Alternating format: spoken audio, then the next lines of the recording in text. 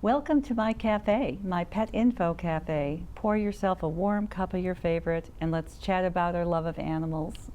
I am your host, Jennifer Eileen, and I am so delighted to present our topic today, cat rescue out of a data farm construction. Let's hear from our guest today, Tom Beauvais, Executive Director of Loudoun Community Cat Coalition, and let's welcome our very special pet guest, Missy. She is our VIP pet. Tom, welcome. You've been here a few times before. It's nice to come and talk. This is just such a fascinating story, but we must start with our VIP. Tell us all about this lovely girl, Missy. Oh, thanks for having us back again. Yeah. It's always a pleasure to be on the show. Yeah. This is Missy. She's a cat. We do trap, neuter, return. That's what our rescue does for outdoor cats. So we get them, we trap them, we get them spayed or neutered, vaccinated, we microchip them, fix any medical issues they have, and then we return them to their homes where they generally have caregivers who are taking care of them. So Missy came to us. She was very, very sick, and she was in a fairly large colony that's actually in a city, an urban area. So wasn't a really great location for the cats to live, but they did have a good caregiver. But she was just so ill when we brought her in to have her spayed and vaccinated and all. We had to hold her for at least, it was supposed to be 2 weeks for antibiotics. We ended up keeping her for about 3 weeks and found that she was super friendly. Yeah. So that any cats that we find that can be adopted out, if the caregivers agree to surrender them, we get them adopted as indoor pets. So Missy's about 8 years old. She had her last litter of kittens earlier this year. Congratulations. Yeah, and she won't have any more now. She's been spayed. She's in great condition, great health, and she's a super friendly cat. She actually loves indoor life. She's a medium-haired domestic, black with a little white spot on her chest, and she's just adorable. Yes, she is. And she's available for adoption. Yes, she is, and by medium hair, she's a little fluffier than a short hair. Yep. That's right. Can we see that little star? Where's her little star? Where's her little necklace? Oh, I see. It's kind of lower down. Yeah, a little farther down her chest. Okay, maybe we'll get a picture of that later. And she probably wants to walk on the coffee table. Is that okay? we can run interference for her. Oh, look at that tail. Oh my gosh. It's fluffy like a foxtail. Data centers are such a thing in Loudoun County and all through this area. When did you first hear about this data center and where is it? So the data center where we did the rescue is down in Aldie, and it was behind a neighborhood that we actually started doing trap, neuter, return in 2017. Okay. And there were some people living in the neighborhood that were feeding cats that were coming out of the woods behind their house on a cul-de-sac. And we TNR'd about a dozen cats there, and there were three ladies in the neighborhood on the cul-de-sac who would take turns feeding the cats in the woods behind their houses. Mm-hmm. And it was fine, everything was fine for years, but in late 2024, we got a call that the last lady there who was feeding had sold her house to a company that was developing that area for data centers. So about half the neighborhood, they actually bought the houses in the part of the neighborhood to tear them down and build data centers. And also we heard they were going to tear down the forest behind the neighborhood, just clear cut it down to nothing and then put the buildings in. So she was concerned about the cats because she knew there was a colony living in that forest. So we went down to try to figure out what was going on. She had spoken to some of the construction workers that were setting up the fencing and bringing the heavy equipment in about what the schedule was, so we knew what kind of time frame we had. And they're supposed to start construction in February of 2026. And so we went out in the last summer to start trapping the cats. We found that even though the last ones, when we were finished trapping there and we hadn't heard of any new cats or kittens, there were about a dozen cats. When we went out to start trapping them, we found there were actually about 35 cats. So people have been dumping cats there over time because they see other cats, they know somebody's feeding them, they want to abandon their cats. And there also was a transient neighborhood. There were a lot of military folks who were moving in and out of there. And some of them had outdoor pets and they just left them behind when they left. So the colony turned into a lot more work than we thought. There were some cats that weren't fixed. There were 2 or 3 litters of kittens. And so we started in late summer, and around October, the construction workers, who were very helpful, they would watch out for cats. They knew we were trying to move them. They knew they were there. They told us the schedule had changed, and they actually were going to start demolition in November. So our schedule got cut short by about 4 months, and we were in a real hurry to try to get the cats out. And it's not easy to, one, to trap the cats, and two, to find homes for them, because most of them were needed to be barn cats. They're feral cats. Mm-hmm. All the friendly ones that we trapped, we did find some that were social because they had been pets that were left behind. Mm-hmm. So those we got adopted very quickly into indoor homes, and then we started working on the feral cats. And we don't like to trap them and hold them because they don't do well in indoor environments. Yeah, yeah. So we're trapping and returning the cats as the ones that weren't fixed yet. We were making sure they got their vaccines updated and they were ready to move when we found barn homes for them. But with the compressed schedule, it was actually kind of a heroic thing by one of our volunteers who took her, we knew we had to get the cats out, and we had to be off the property by November 1st. So she volunteered her garage, her 2-car garage, pulled her cars out, cleared the whole place out, set it up as kind of a cat sanctuary, put shelters in it, a couple of cat trees in it, and we trapped and moved 30 cats into her garage, her 2-car garage. Wow. And there are still about 15 cats there. We've been placing them since then, but we had to get them off the property for their survival and safety. And we still have about 15 cats that need outdoor barn homes or garage homes or winery or brewery homes, any kind of building. And the cats will do rodent control, so a lot of people like them in barns where they have feed for animals or livestock, and they help keep the mice out and the snakes out of the buildings. But we do have about 15 cats still who need to be adopted, and there's no fee for the adoption. And we set everything up for the people to transition the cats to their place. Okay, well, you brought up a couple of important subjects. One is trapping and the whole system that you have, and we did an episode about that. But for a trap of this nature, was there something different about what you did? There was, yeah, because we were, some of the cats had been fixed. We wanted to make sure that there was no more breeding going on as we tried to place these cats. Okay. We had to use different types of traps. So, because if you put out just the regular humane box traps, you catch cats indiscriminately. They walk in, and you also, was a lot of wildlife there. So there were raccoons and foxes and other things that would run into the traps. It makes it very difficult. So we used drop traps, which are just large squares. It's kind of like the old Elmer Fudd trap, where there's a stick that holds the trap up, and you have to physically watch it, and literally you have a string tied to the stick. And when the right cat goes under, or the right couple of cats, or 1 or 2 cats, and one of them is the one you want, you drop the trap, and then you selectively pull the one out that needs to be placed. So we did that at quite a bit. It was almost exclusively drop trapping at this site to make sure we could get the cats we needed without, because also the more you trap cats, the less likely they are to walk into a trap when you want to get them. They get wise to it. Yeah, so it was kind of challenging. Hey, sweetie. Hey, how are you? Oh, I love black kitty cats. Yes, I do. But we did get all the cats out. We got them out in time, and the workers were very careful as they did their work. That's right, honey. You want to go somewhere. To make sure the cats were safe. Yeah. I mean, that's so heroic. How are they doing in their new garage? They're actually doing really well. Some of them, of course, needed some medical care, so it was good that they were captive anyway. Okay. But they're all doing well. They're all healthy. We've got a lot of pictures that.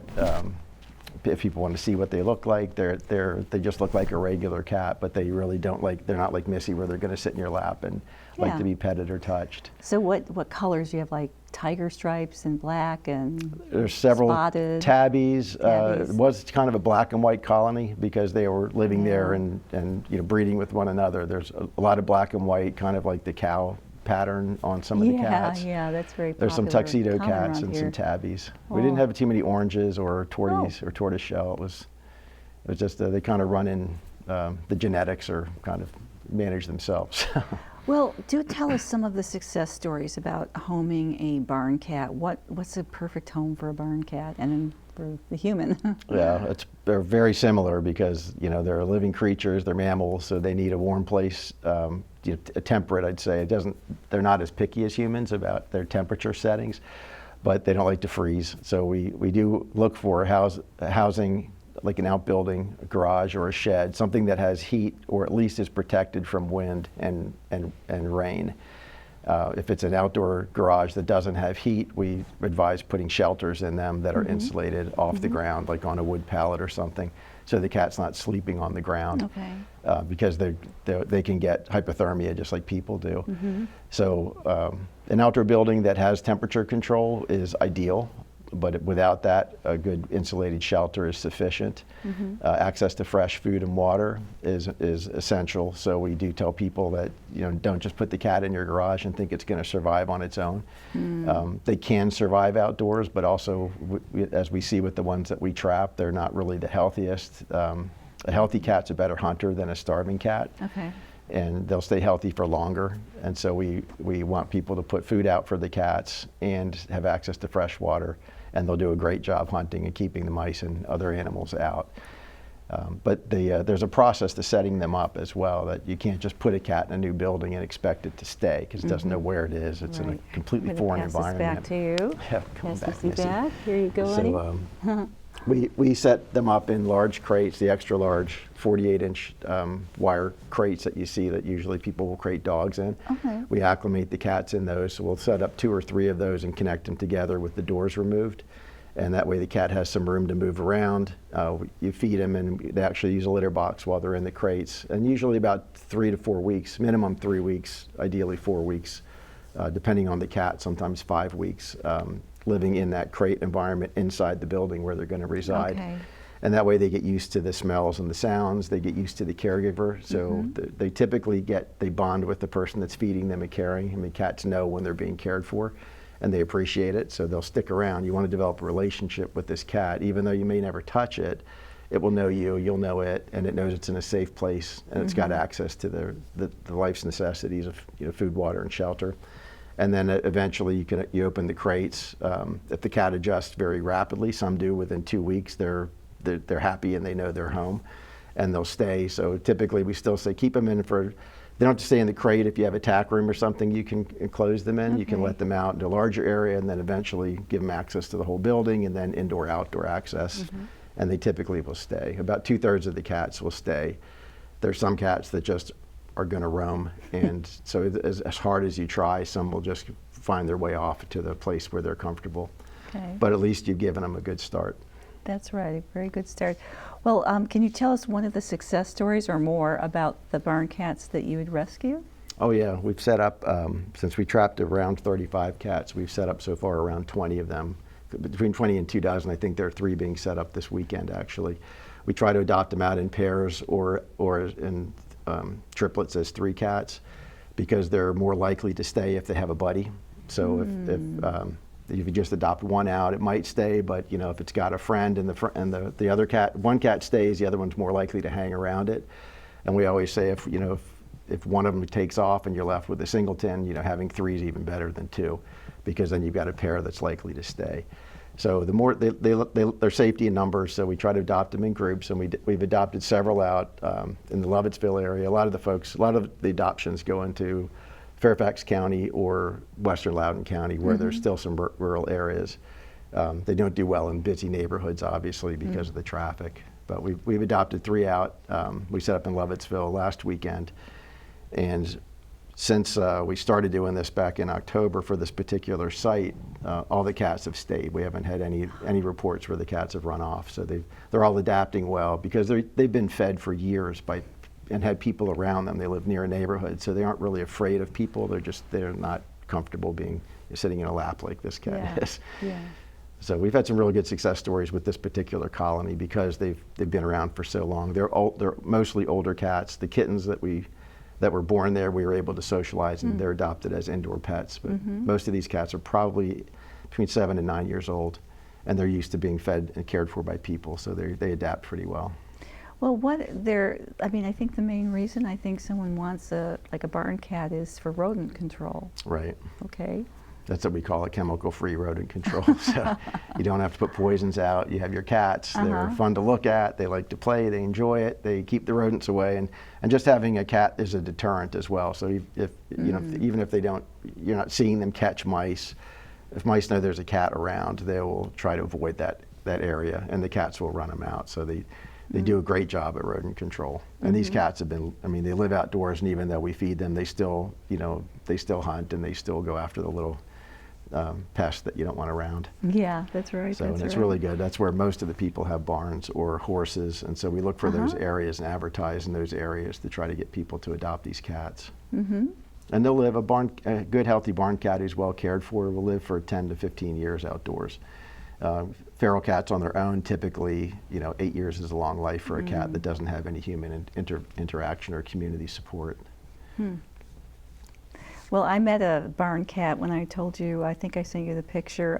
We did an interview out at Donkey Meadows out in Purcellville, and this cat was very, I mean, he's a good example of what you're talking about. He was comfortable being around people, but he was independent too. Yeah.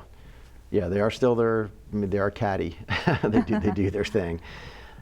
Some people think they're mean, that they will hiss at you occasionally, but that's really because they're afraid. It's a defensive posture that they take if they're afraid or cornered. But when they're used to being around people and fed, sometimes you won't see them. Other times they'll just hang around and lay on a bale of hay and watch you, and you just know they're there, and they know you're there, and they do their thing. Yeah. I think she wants to see you again. Yeah, I'd be happy to see her. I love cats. I have a little black kitty, so I was a colony caretaker in Herndon, and they were mostly all black cats, and I adopted one of the females. Her name is Shayla, and she lives very happily with me. She's still a little skittish, but she really likes being indoors. Oh yeah, yeah. So one of the things we talked about that has been very famous is Francine, the Lowe's cat in Richmond. Do you know of any garden centers like that who've adopted? There was a Home Depot might have been the one in Sterling, I can't remember, that had a cat living in their garden center, and she actually had a litter of kittens. That's how they found her, because the kittens started to suddenly appear from behind. I think it was a pallet of mulch or something, and so we were able to get those kittens adopted, and they kept the cat there for years. Some of the stores don't allow it. It's really store by store. I don't think there's a corporate policy on it. It would be great if the garden centers would allow it, because that would help them with rodent control as well. I know a lot of the privately owned garden centers do have cats living on site, because we've TNR'd cats before for different areas, and so is the Humane Society. I don't want to say which ones they are, but That's all right. yeah, the private garden centers recognize the value of having cats roaming the property, and it's nice for clients too to see the animals there. Well, I can mention that the Reston Farm Market, which is on Reston Parkway, has a resident cat. And she just wanders to the store. She'll greet you. She mostly sleeps under the cash register. Yeah, cats do sleep a lot. Yeah. But yeah, it'd be great. There's a variety of places where people, businesses or where private people can adopt the cats and keep them there. A lot of breweries have cats. Yes. We just recently, a tortoiseshell cat who I'm fostering now gave birth out at Vanish in Leesburg, and they called us because it was in their sheep shed. They have some sheep and a llama there, and the farmhand saw the mother and the babies that were born the day after. She made a little nest in the barn, so we rescued them, and the mom turned out to be pretty friendly as well, so she's going to be up for adoption, and we've got 4 kittens that are about a month away from being up for adoption. So it's the breweries have them, the wineries have them. There's plenty of places for anywhere there's an outdoor place with a building. You can have a barn cat.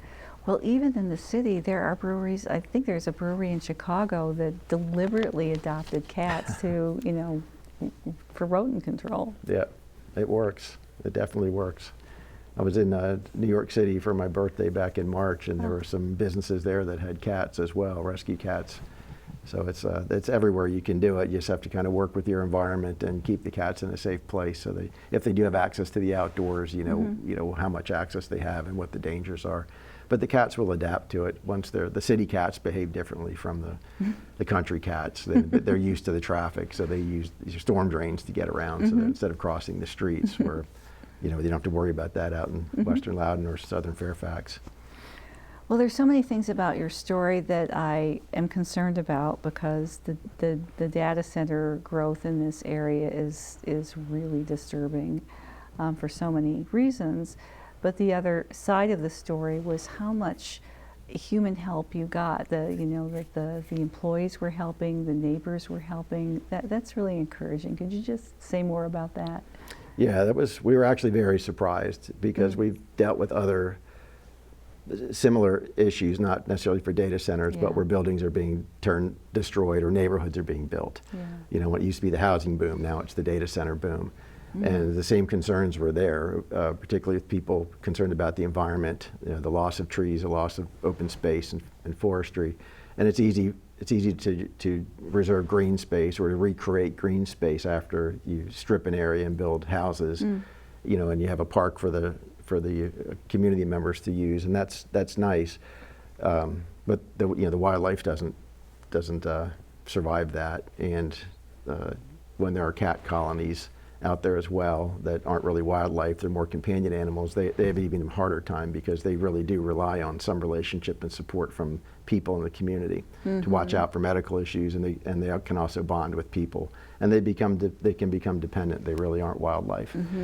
So the concerns are there with data centers because with data centers there is no green space. They strip the area and it's covered with buildings, and they can't really work around trees and things, and they're not concerned about the beautification after it's been built. It's all about the buildings and security. So it's a little bit harsher than dealing with the old development. But so with those developers, we weren't allowed on the property. Once they cleared it, it was done, and you really didn't have a concern about the animals that were there. With the data centers, even after data centers are built, we get requests from employees who find that some cats are there inside the fenced area, and they'll get traps and trap the cats so we can get them out. So it's kind of a different, I don't know what's different about it or why the people are seem to be different, but they seem to be more compassionate and concerned, and maybe it's because what else is there to do at a data center? You notice a cat outside, it's something different from the computers buzzing away. But these people were very good to work with, especially the construction team that was really loading the equipment in and out. They would feed the cats at lunchtime. They were very helpful. And as we were trapping, if they still saw cats, because if we don't see them when we're there trapping, you think you've got them all, they would tell us if they saw any more cats so we could go back and get them, up until the date where we weren't allowed for safety reasons to return. So it was a very good experience, and it was an unusual experience. Wow. Hopefully that becomes the trend, that they are aware of the damage to the environment and the concern for the animals that were there before the buildings go up. Well, that's kind of a reminder to all of us to pay attention to that and to think about the impact on wildlife, to keep our eyes open and see what we can do to help. And pre-planning, if you see cats, or there may be dogs, there may be other pets that are there, especially when they're going in so close to neighborhoods. To think about it and to do some planning in advance to try to mitigate the damage or the potential harm you do to the living species that are there, plants or animals. Well, just on another level or higher level of the topic, just say more for our audience about what the differentiation about an outdoor cat. Now, first of all, as you said, and I agree, cats are not wild animals. Even when we say feral cats, that doesn't mean that they're wild animals. They are domestic animals. Right. Yeah, they are. And instinctively, when a cat doesn't have human interaction, and it's the same with any animal, including humans, the human touch is a very important thing, and human to human touch and human to animal touch. So if you have a pet cat or a pet dog and you never touch the animal, the day that you go to do it, it doesn't understand that that's a loving action. So when you have animals who are born outdoors, their instinct is to survive. So they're initially afraid of everything. Everything is a threat until they develop a knowledge that it isn't, and then they develop some kind of a comfortable relationship. So and that's why when we go trap, we find kittens, we try to get them when they're younger than 10 weeks old, because it seems about 10 to 12 weeks when they're about 3 months old is when those instincts really set in and that behavior becomes learned. You can still overcome it, and people do when they adopt. I've got rescue cats that started as they didn't want to be touched, and now they sit in my lap. But it took years for them to get used to me, and if a stranger comes in the house, they're gone. They'll run and hide. So you can overcome those, but as a rescue, when we're handling hundreds and hundreds, 500 to 600 cats a year, 100 to 150 kittens a year. You can't hang on to them for a year in a foster home to try to get them to be friendly. So we really look for those kittens that are under 12 weeks of age when you can shape that's their growth, that key point in their life where they're going to learn that behavior. So the more you interact with them, the more likely they are to become indoor pets. And the feral cats, there's a behavior characteristic of a companion animal that's afraid. It doesn't know you, so its reaction is to look fierce. It'll hiss, or it'll, act like it's. People interpret it as aggression. It's really not. It's a fear behavior to defend themselves and protect themselves to get the threats away. But they're still, once they get used to feeders, we call it feeder friendly. They typically know who's taking care of them. They'll do the figure 8 between your legs when you're putting food down, but you don't want to pick them up because they're not that close to you yet. So it's pretty typical. Well, there's so much good information here, Tom. Thank you so much for saying this. And we are going to provide pictures and links to the barn cat, so if there's an opportunity for someone to adopt one, they'll be able to find that information, on your website. And so nice to meet you, Missy. Thank you very much for entertaining us. Yeah, she's great. There's no fee for adopting the barn cats either, so we just appreciate people helping them survive. Thank you. In the words of Leonardo da Vinci, the smallest feline is a masterpiece. Thanks to Loudoun Community Cat Coalition, and thank you for visiting my Pet Info Cafe, where refills are bottomless and the love of pets is limitless. The cafe is closing now, so fill up, and I'll see you next time. In the meantime, you may visit petinfocafe.com for more great information about pets.